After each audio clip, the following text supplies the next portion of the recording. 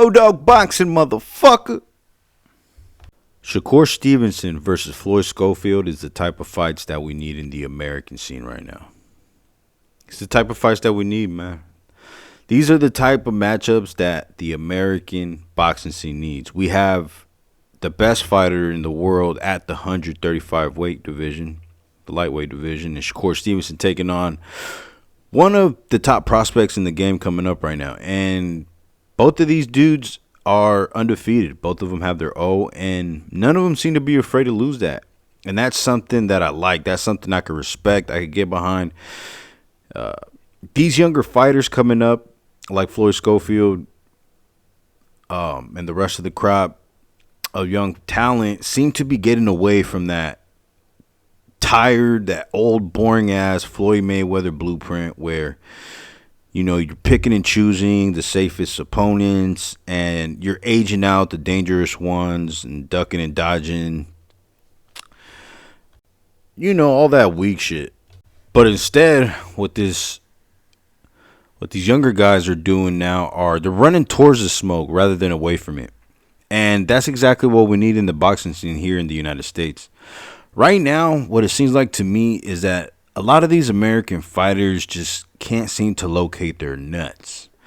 They'd rather build their name on social media and X and Instagram and do 100 interviews with Fight Hype and YSM and all these other YouTubers and content creators and stuff. They'd rather do it that way, build their followers up on the internet instead of doing it in the ring. And you see, I have a problem with that because I don't know about you, but I'm here to be entertained. I'm not here to hear about this and that and she said this and she said that, or watch Gervonta Davis beat up on lower level opposition. I'm not here to make excuses for these guys who don't want to make the fights. I'm here to be entertained. I'm going to give you an example of what I mean. Teofimo Lopez. He had a chance to fight Brian Norman Jr., but instead, he ducked the smoke with Brian Norman Jr., okay, just to sit out the rest of the year and just run around on different people's platforms and call out Terrence Crawford and call Terrence Crawford all types of derogatory terms and racist terms. And instead of getting in the ring and making a statement against Brian Norman Jr. and then calling out Bud Crawford after you beat Norman, that's how you get Bud Crawford's attention. That's how you would get Bud Crawford to think about giving you an opportunity. If you're really serious about it, you got to figure Bud Crawford is already 2 weight classes ahead of you. So you're going to have to move up. So on your way up to 154, take out one of the champions at 147. And that's how you make a statement. That's how you get the big money fights that you want. You want the money, you want the fame, the glory, or you get it in the ring. With these little interviews that fighters like Teofimo Lopez are doing, sure, they'll get people talking about it for a day or two, but by the 3rd and 4th day, people are just going to move on to the next story or the next interview or the next gossip or whatever is going on at that time. But if Teofimo Lopez would have knocked out Brian Norman Jr. or beat him in a big fashion like he did against Josh Taylor, that would have stayed on people's minds. It would have lingered on people's minds a lot longer. At this point, I don't even think Teofimo Lopez is serious about that fight versus Bud Crawford because he's not moving in a way that a guy that's serious. He's not doing anything that proves that he wants that fight or he's serious about it. He's not being real.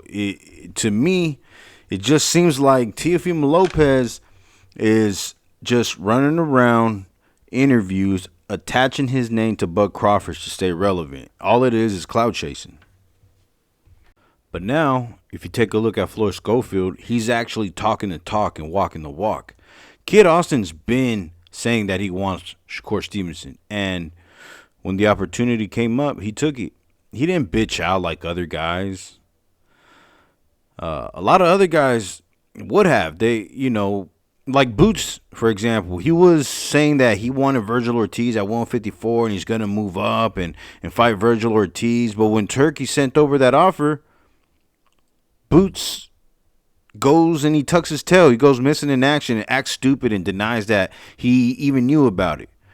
Like, I don't want to hear no excuses about Boots not ducking. All I know is that Boots was calling out Virgil's name. They made Boots an offer, and then he decides to back out. Point blank, period. There are just too many receipts to deny that the man didn't duck. But it is what it is. That's another conversation for another video. But yeah, man, salute to Kid Austin for being a man of his word and stepping up to the plate. Do I think that Kid Austin will win? Fuck no, I don't. I think that Floyd Schofield Jr. is going to be taken to school by Shakur Stevenson. But that's not the point, because at the end of the day, he's going to make a big-ass bag. I'm talking about the biggest bag he's ever made in his life-changing money, and he's going to gain a lot of fans that night, even if he loses. That's right. And which most likely he will, right? Most likely Floyd Schofield is going to lose that fight to Shakur Stevenson, but he's going to gain a bunch of fans. You know why? Because he's going to step to Shakur Stevenson. If you've seen Floyd Schofield's fights, he's not scared to mix it up. He will step to you and sell out. So, yeah, man, this is good for the American boxing scene. Look, man, if I was a young prospect or fighter in general, the way I would look at this shit is like this. Because of my athletic ability, because of my hard work, dedication, all the time and effort that I put into my boxing career, I am now going to be compensated for all of my hard work. Win, lose, or draw. And so what if I lose? I'm going to be a millionaire. Like, what the fuck are we even talking about here? One more thing I wanted to talk about before closing out this video is this. So, Floyd Schofield, Kid Austin, was advised by Golden Boy and Oscar De La Hoya, yo, I don't think you should take this fight. I think you're going to lose this fight. But if you want, I will get you that fight anyways. You know what I'm saying? Oscar De La Hoya kept it gangster, man. He kept it real with Kid Austin. And Kid Austin was like, yeah, we're going to Saudi Arabia.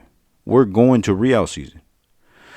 What this proves to me is that all these fighters making excuses to duck the smoke by hiding behind other managers and promoters, they're all cap.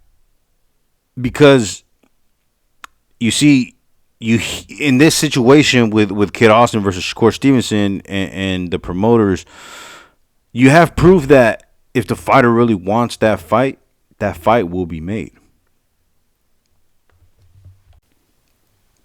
That's all I got for this one. All my subscribers, thank you for fucking with me. It's your boy O-Dog Boxing, and I'm out this bitch.